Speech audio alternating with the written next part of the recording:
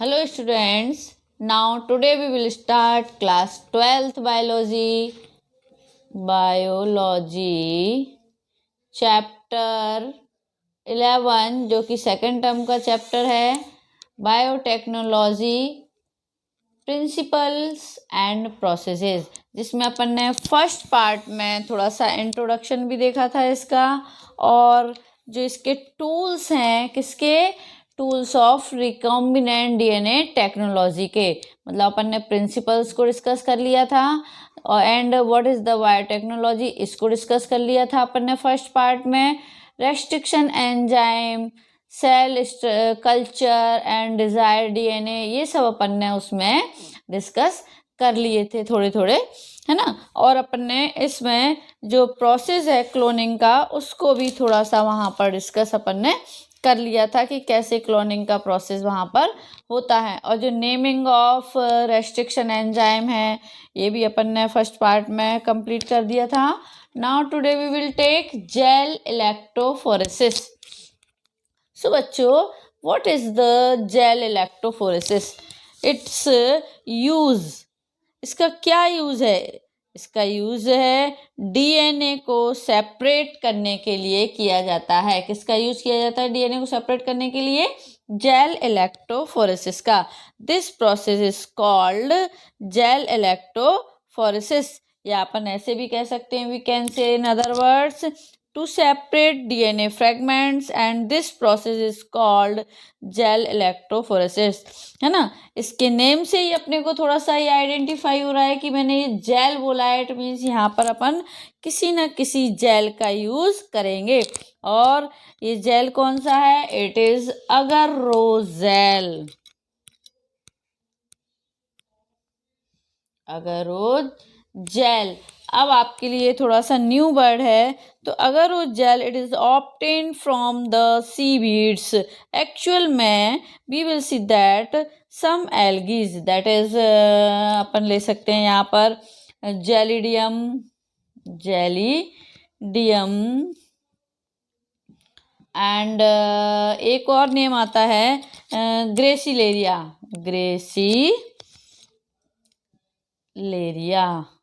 Okay, now ये जो to algae हैं मोस्टली जो अगरोजेल है इनसे ही ऑब्टेन किया जाता है। इट मीन्स ये सम एल्गीज ऐसी हैं जो रिस्पॉन्सिबल हैं अगरोजेल को प्रोड्यूस करने के लिए। ये ऑलरेडी अपन क्लास 11th में भी पढ़ चुके हैं, है ना। सो इसका यूज हम डीएनए फ्रेगमेंट्स को सेपरेट करने के लिए करते हैं। Now how can we separate DNA fragments, question ही आता है अपने पास। तो and how can use agarose gel for separation of DNA fragments? So we should know that इसमें मतलब कहना चाहिए अपने को सीविंग, या अपन जैसे बोलते हैं चाय छन्नी होती है अपनी, ऐसा इफेक्ट होता है इस अगरोजेल का, है ना। और इफेक्ट होता है तो फॉर एग्जांपल कोई डीएनए सैंपल है अपने पास, है ना।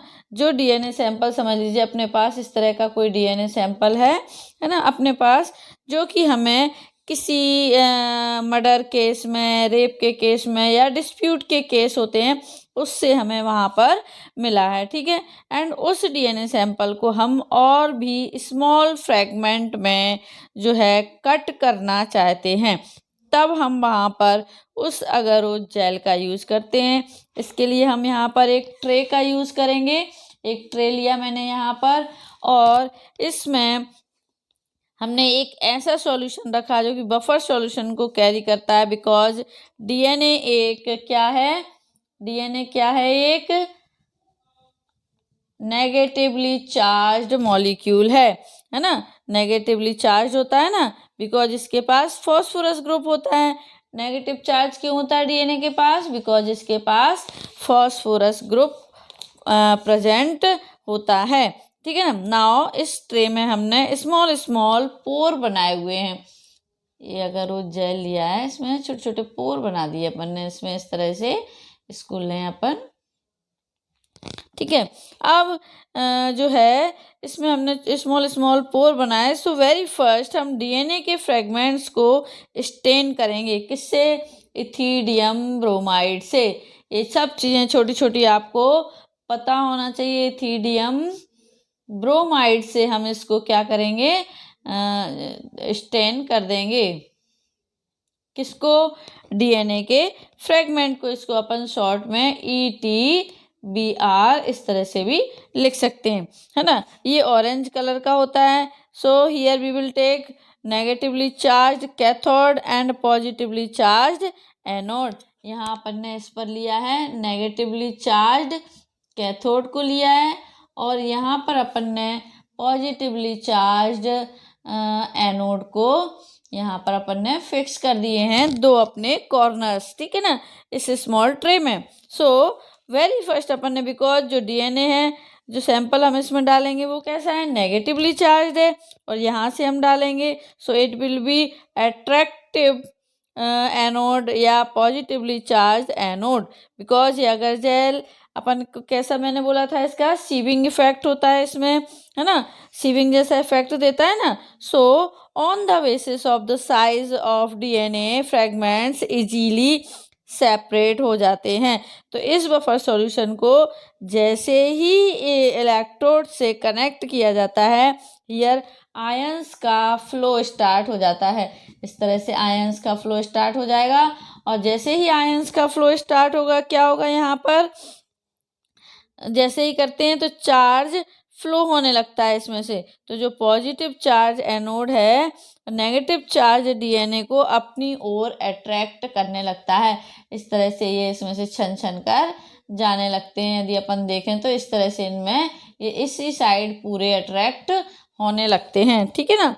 तो जब ये इस साइड अपनी साइड अट्रैक्ट करेगा, so on the basis of कहना चाहिए अपने को साइज, बड़े फ्रेगमेंट्स पीछे रह जाते हैं और स्मॉल स्मॉल इसमें से पास होकर चले जाते हैं इन स्मॉल स्मॉल पोर से। Small fragments they would run towards the anode. So students, इस टाइप से हम ये आइडेंटिफाई कर लेते हैं कि जो ऑरेंज डीएनए फ्रेगमेंट्स हैं उनको हमने जेल इलेक्ट्रोफोरेसिस की हेल्प से सेपरेट कर सकते हैं। तो बच्चों, यू शुड रिमेंबर दैट जिस ट्रे में हमने अगर वो जेल लिया था, इसमें हमने जब डीएनए सैंपल को डालना है, वो डायरेक्टली उनको पोर्स के थ्रू ही जाना चाहिए। मतलब ये छोटे छोटे स्मॉल पोर हैं, गड्ढे कह सकते हैं अपन इनको, छेद भी बोल सकते हैं, है ना।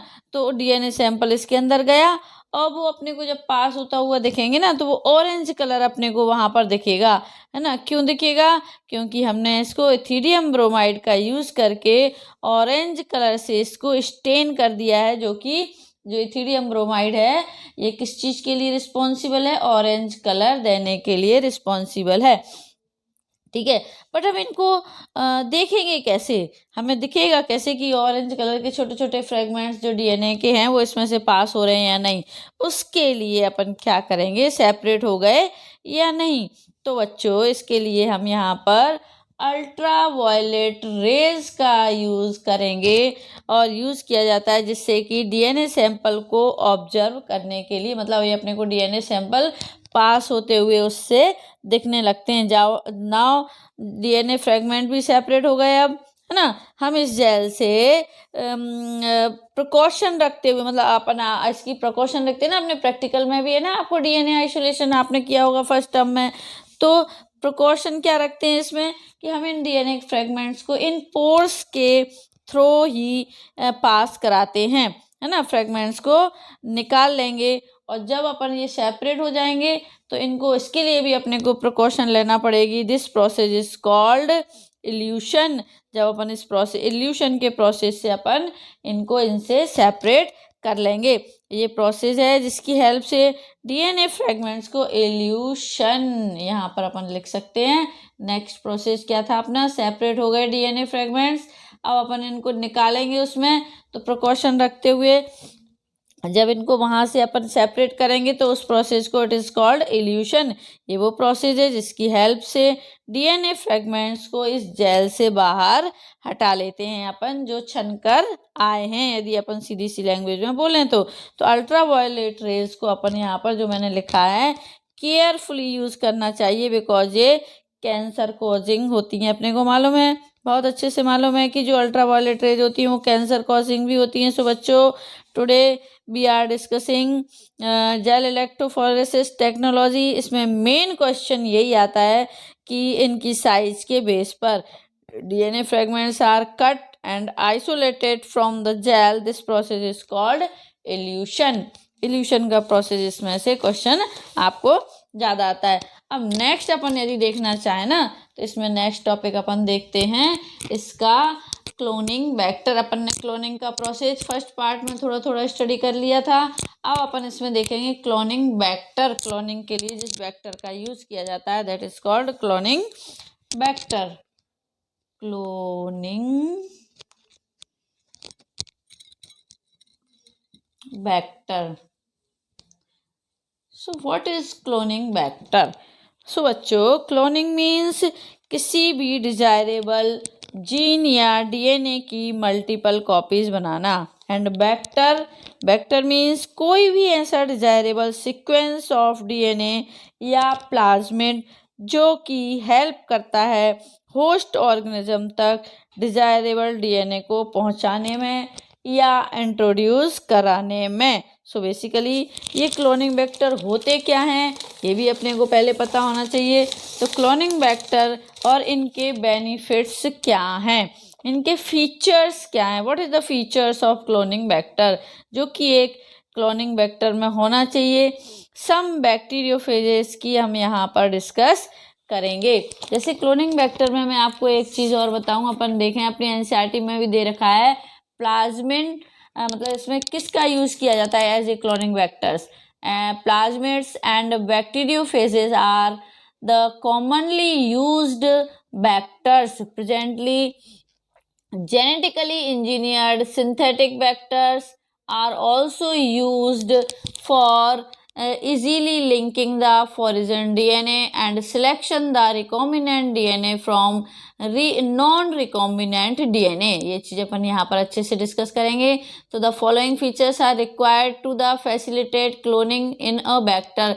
इट मीन्स जो क्लोनिंग वेक्टर अपन यूज़ कर रहे हैं उसमें जो इम्पोर्टेंट फीचर्स हैं वो क्या होने चाहिए। सो फर्स्ट आता है ओरिजिन ऑफ रेप्लिकेशन, अपन कई बार इसको डिस्कस कर चुके हैं, ORI। सेकंड आता है इसमें selectable marker and third is cloning site, या इसको अपन एक और नेम भी इसका होता है अदर बर्ड रिकॉग्निशन साइट।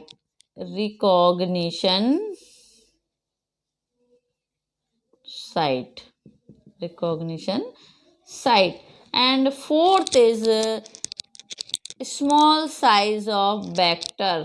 ये इसके इम्पॉर्टेंट कैरेक्टरिस्टिक फीचर हैं किसी भी क्लोनिंग वेक्टर के जिसको अपन यूज़ कर रहे हैं इस टेक्नोलॉजी में।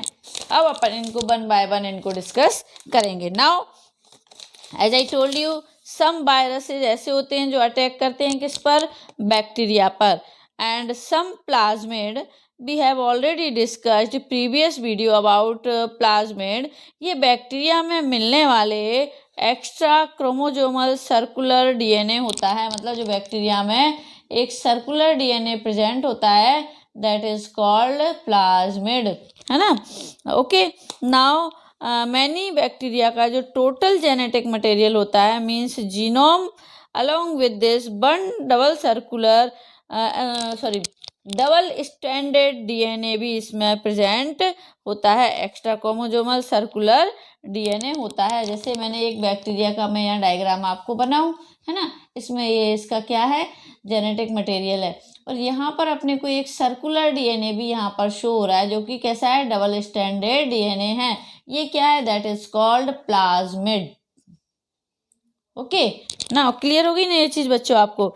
और ये कैसा होता है, एक्स्ट्रा क्रोमोजोमल सर्कुलर DNA होता है जो कि कहाँ प्रेजेंट होता है, बैक्टीरिया में प्रेजेंट होता है, इट इज़ कॉल्ड प्लाज्मिड। ये जो प्लाज्मिड है या बैक्टीरियोफेजेस हैं, इनके अंदर सम ऐसे कैरेक्टरिस्टिक फीचर्स हैं जिसकी वजह से हम इनको यूज कर सकते हैं अपने डिजायरेबल DNA को होस्ट डीएनए तक पहुंचाने के लिए या उसमें इंट्रोड्यूस करने के लिए। So first of all we should know that different plasmid और बैक्टीरियोफेजेस में मल्टीपल कॉपीज बनाने की एबिलिटी भी डिफरेंट होती है। ऐसा नहीं है कि सभी प्लाज्मिड में एक जैसी कैपेसिटी या एबिलिटी होती हो, बिकॉज सम बैक्टीरियोफेजेस ऐसे भी हैं जिनमें पर सेल ओनली 1 कॉपी बनाने की एबिलिटी होती है। मतलब कोई बैक्टीरियोफेज ऐसा होता है जिसमें ओनली 1 कॉपी बना पाता है वो अपनी। सम ऐसे होते हैं जिनमें 5 भी बना सकते हैं, सम 20 भी बना सकते हैं, और सम 50 भी बना सकते हैं, और सम 100 तक भी अपनी मल्टीपल जो है कॉपीज बना सकते हैं। ठीक है ना।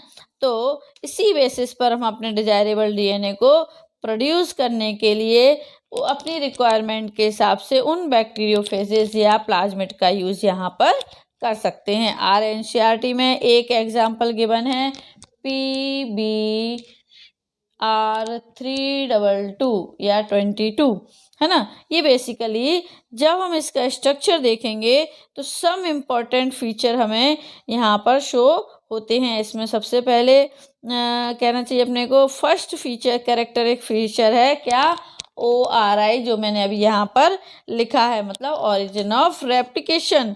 सेकंड है सिलेक्टेबल मार्कर, है ना, ये मैंने थर्ड आपको यहाँ लिखी दिए हैं, क्लोनिंग या रिकॉग्निशन साइट, और fourth is small size of vector. तो फर्स्ट अपन यहाँ पर देखते हैं origin of replication. Origin of replication को अपन यहाँ से फर्स्ट ऑफ ऑल देख रहे हैं। तो as I told you in the previous part कि किसी भी डीएनए के पास एक स्पेसिफिक सीक्वेंस होता है। पढ़ा था ना अपन ने कि एक स्पेसिफिक सीक्वेंस होता है इनके पास। कई बार मैं आपको बता चुकी हूँ कि जैसे GAAT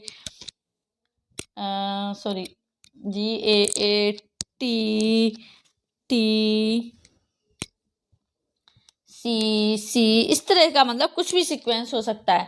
अब एक स्पेसिफिक सीक्वेंस इनके पास प्रेजेंट होता है from where the replication begins, जहाँ से रेप्लिकेशन स्टार्ट होता है। मीन्स हियर किसी भी डीएनए को लाइगेट किया जाता है, वो रेप्लिकेशन स्टार्ट हो जाता है। Second feature is that selectable marker. जैसे मैंने मार्कर यूज कर रही हूँ ना, मुझे ये चीज आपको यहाँ से यहाँ तक इसमें जो है कोई जो मैंने एक लाइन ड्रॉ की और उसका मेजरमेंट मुझे यहाँ से यहाँ तक ही करना है। तो ये मैंने क्या कर दिया, मार्कर के थ्रू इसको यहाँ पर मैंने पॉइंट आउट कर दिए ये चीज़। सिलेक्टेबल मार्कर मतलब मैंने सिलेक्ट कर दिया ये अपना एरिया कि मुझे यहीं से यहीं तक ही इसको मेज़र करना है। तो ये क्या हो गया, selectable marker. What is selectable marker, what is the use of selectable marker. Some जो सिलेक्टेबल मार्कर ऐसे एंटीबायोटिक्स हैं। एज ए सिलेक्टेबल मार्कर अपन क्या यूज करते हैं, एंटीबायोटिक्स। तो कौन कौन से होते हैं वो एंटीबायोटिक्स, हैं या सम ऐसे केमिकल्स हैं जिनका यूज हम to differentiate in transformant and non transformant, या मीन्स रिकॉम्बिनेंट डीएनए और नॉन रिकॉम्बिनेंट डीएनए को डिफ्रेंशिएट करने में किया जाता है। जैसे ट्रांसफॉर्मेंट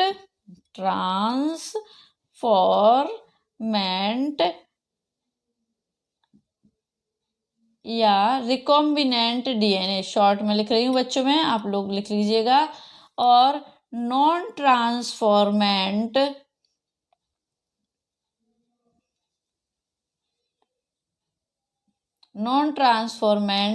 और नॉन रिकॉम्बिनेंट डीएनए को डिफ्रेंशिएट करने में या के प्रोसेस में इसका यूज किया जाता है। ठीक है ना। ऐसे ही जैसे रिकॉम्बिनेंट डीएनए जो होता है ना, इसको अपन ट्रांसफॉर्मेंट कहते हैं।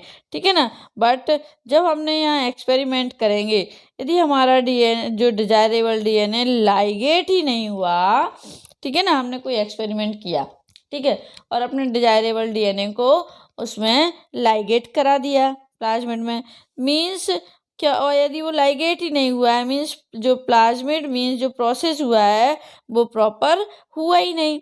It is called non transformant. मतलब जब रिकॉम्बिनेशन स्टार्ट ही नहीं हुआ तो क्या होगा, नॉन रिकॉम्बिनेंट होगा या नॉन ट्रांसफॉर्मेंट जिसको अपन कहेंगे यहाँ पर। Some example are also given in NCERT. Example अपन यहाँ पर देखते हैं कौन कौन से एग्जाम्पल दे रखे हैं अपने को। थोड़ा सा यहाँ नंबर 1 आता है एग्जाम्पल, अपनी एनसीईआरटी में भी गिवन है ये।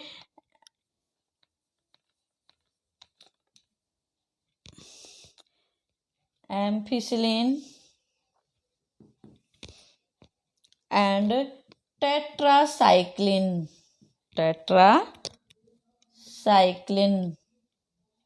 ओके, ये 2 एग्जाम्पल्स अपनी एनसीईआरटी में दे रखे हैं। और भी एग्जाम्पल्स दे रखे हैं अपनी एनसीईआरटी में, अभी आगे अपन डिस्कस करेंगे उनको भी।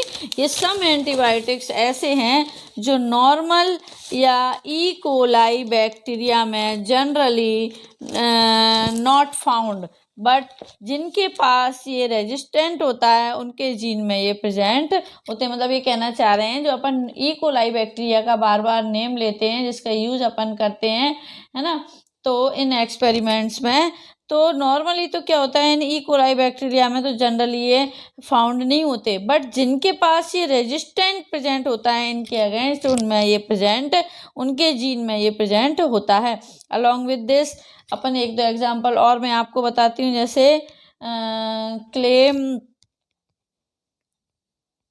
फेनिकॉल, क्लैम्फिन एंड कैनामाइसिन। ये 2 एग्जाम्पल्स और अपनी बुक में गिवन है एनसीईआरटी में, है ना। What are the function of them, इनके फंक्शन क्या हैं? सो आंसर इज दैट ये सिलेक्टेबल मार्कर की तरह यहाँ पर फंक्शन परफॉर्म करती हैं, right. Now next question is that what is selectable marker.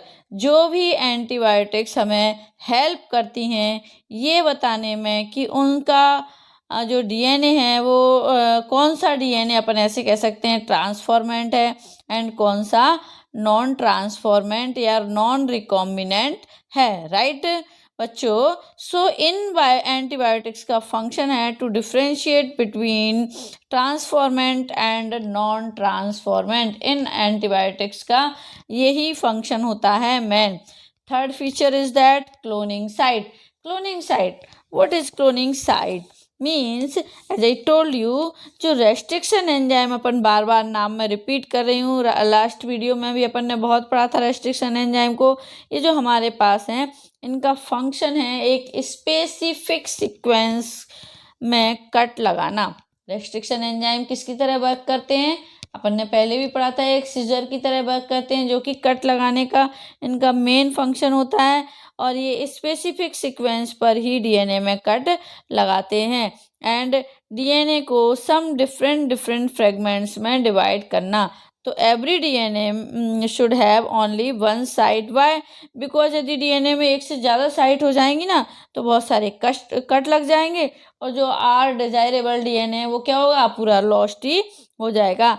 इसीलिए एक ही रिकॉग्निशन साइट उस पर होनी चाहिए, कंपलसरी है, अदरवाइज प्रोसेस बहुत ज़्यादा कॉम्प्लिकेट हो सकता है। नाउ 1 एग्जाम्पल की हेल्प से हम ईयर वेरी वेल समझ सकते हैं इसको कि कैसे हम इन साइट को रिकॉग्नाइज करते हैं, जो कि क्लोनिंग साइट है या रिकॉग्निशन साइट है सिलेक्टेबल मार्कर के थ्रू। ये किस टाइप हमारी हेल्प करते हैं आइडेंटिफाई करने में कि ये ट्रांसफॉर्मेंट है या नॉन ट्रांसफॉर्मेंट है। सो हियर जो रिकॉग्निशन साइट है वो है एक स्पेसिफिक न्यूक्लियोटाइड्स या डीएनए सीक्वेंस जो कि हेल्प करते हैं where restriction enzyme make a cut. So this is called specific site या रिकॉग्निशन साइट या क्लोनिंग साइट, कुछ भी कह सकते हैं। सो बच्चों here we will take 1 example जिसके थ्रू अपन इसको बहुत अच्छे से इस एक्सपेरिमेंट को समझ सकते हैं। यहाँ पर जैसे now we will take PB, एक अब मैंने यहाँ पर प्लाज्मिड लिया PBr 322, ये प्लाज्मिड मैंने यहाँ पर ले लिया, ठीक है। अब इस पर क्या क्या प्रेजेंट है पहले तो अपन ये देख लेते हैं इस प्लाज्मिड में। तो वेरी फर्स्ट यहाँ पर अब मैंने देखा BAMH1, ये सब मैं आपको अभी इनके मीनिंग बताऊंगी। साल्वन फिर मैंने यहाँ पर आ गया रोप,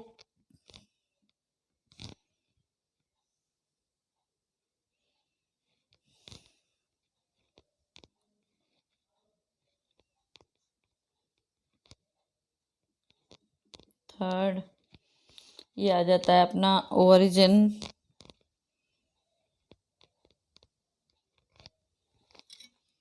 ORI, और यहाँ अपना आ जाता है क्या,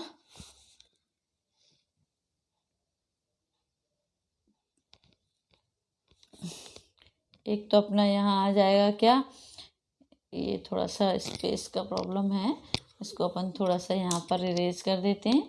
यहाँ देखें अपन तो ये अपना यहाँ पर आ गया हिन, सब नेमिंग में आपको फर्स्ट पार्ट में समझा चुकी हूँ, है ना। और दूसरा है अपना इको, RI, बन, ठीक है ना। यहाँ अपन ने PST बन लिया है, ये अपना यहाँ पर AMP आ गया, AMPR, और यहाँ टेट्रासाइक्लिन आएगा अपना, मतलब दोनों एंटीबायोटिक टेट्रासाइक्लिन R का भी मीनिंग अभी मैं आपको बताऊंगी मैंने क्यों लिखा है R यहाँ पर, है ना। इसको थोड़ा सा ऊपर लिख देते हैं अपन लिखने का, क्योंकि राइट वे यही है इसका। ओके, नाउ PB, यहाँ मैंने EMP लिखा है ना, इसके इधर ही मैं यहाँ लिखूंगी PVU फर्स्ट और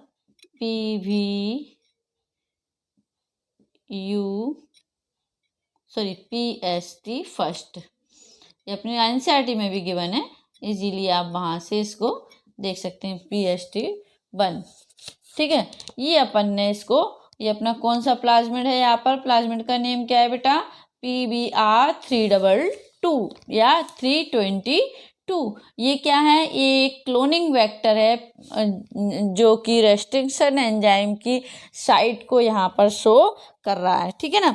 तो सबसे अच्छा मतलब प्लाज्मिड यही माना जाता है, जो कि क्लोनिंग वेक्टर भी बहुत अच्छा है, बिकॉज इसके पास ऑल फीचर्स हैं वो हैं जिनकी रिक्वायरमेंट इसमें होती है किसी भी क्लोनिंग वेक्टर में। सो बच्चों, जो अपन ने PBr322 अपन ने यहाँ यूज़ किया है, कैरेक्टर को अपन डिस्कस करेंगे यहाँ पर। हियर जो टेट्रा मैंने यहाँ पर लिख रखा है, शायद आपको इजीली नहीं शो हो रहा होगा, मैं वापस से यहाँ अच्छे से लिख देती हूँ, टेट्रासाइक्लिन R मीन्स, R का भी मैं मीन्स अभी आपको बताती हूँ। हियर अपन ने एम्फिसिलिन R यहाँ पर मैंने लिख रखा है, शो कर रखा है, इट मीन्स जो R मैं बार बार बोल रही हूँ, ये R क्या है, R रेजिस्टेंस है, मतलब टेट्रासाइक्लिन रेजिस्टेंस और एम्फिसिलिन रेजिस्टेंस। सो बच्चों, वी कैन से ये जो PBr322 है, it have tetracycline resistance and ampicillin resistance. So because इसके पास बोथ एंटीबायोटिक्स प्रेजेंट हैं, है ना, और बोथ एंटीबायोटिक्स प्रेजेंट हैं, तो इसको बोथ एंटीबायोटिक्स से रेजिस्टेंस भी है इसमें। सो इफ दिस टाइम इस प्लाज्मिड को यदि हम ऐसे मीडियम में रख देते हैं जिसमें एम्फिसिलिन जो एंटीबायोटिक प्रेजेंट है, तो क्या होगा, क्या होगा, इसमें कोई इफेक्ट होगा क्या इस प्लाज्मिड पर? नो, वाई, बिकॉज इसमें ऑलरेडी रेजिस्टेंस एम्फिसिलिन रेजिस्टेंस है, इससे इसको कोई भी लॉस नहीं होगा, राइट। अपन कुछ प्लाज्मिड अपन सेम ऐसे ही, मतलब अपन टेट्रासाइक्लिन के इसको मीडियम में रखते हैं, तो क्या होगा, कोई इफेक्ट होगा क्या इस प्लाज्मिड पर? नो, बिकॉज वही सेम थिंग यहाँ पर आ गई कि इसमें भी टेट्रासाइक्लिन का रेजिस्टेंस है, इसीलिए इस पर कोई इफेक्ट होगा ही नहीं। सो इस मीन्स बोथ एंटीबायोटिक्स मीडियम में रखने पर इसमें कोई इफेक्ट नहीं होगा, बिकॉज पहले से ही इन दोनों का रेजिस्टेंस इसके पास है। नाउ इफ हम इसमें अपने डिजायरेबल जो है जीन को इंट्रोड्यूस करा दूं, तो और किस पर, टेट्रासाइक्लिन वाली साइट पर। समझ लीजिए ये टेट्रासाइक्लिन वाली साइट है और मैंने यहाँ पर अपने डिजायरेबल DNA को या जीन को यहाँ पर इंट्रोड्यूस करा दिया, ठीक है ना। जिसमें रेजिस्टेंस है। As I told you recombinant DNA technology in the previous part, उसमें मैंने आपको बताया था कि मान लीजिए कोई फॉरेजन डीएनए अपने पास है, मीन्स ये फॉरेजन डीएनए है, ठीक है। अब ये वो डीएनए है जिसकी हम मल्टीपल कॉपीज बनाना चाहते हैं। सो बच्चों, जिस रेस्ट्रिक्शन एंजाइम से हम इस डीएनए को कट करने के लिए यूज़ करेंगे, सेम उसी रेस्ट्रिक्शन एंजाइम का यूज़ हम इस प्लाज्मिड में यहाँ से यहाँ तक कट लगाने के लिए करेंगे। बिकॉज हमें ये यहाँ पर जो डीएनए का फ्रेगमेंट है अपने को यहाँ पर इसको इंट्रोड्यूस कराना है। इट मीन्स कि जिस रेस्ट्रिक्शन एंजाइम से अपन इस डीएनए को कट करेंगे, उसी सेम रेस्ट्रिक्शन एंजाइम का यूज़ हम इस प्लाज्मिड को कट करने के लिए करेंगे। ठीक है ना, बात समझ में आ गई।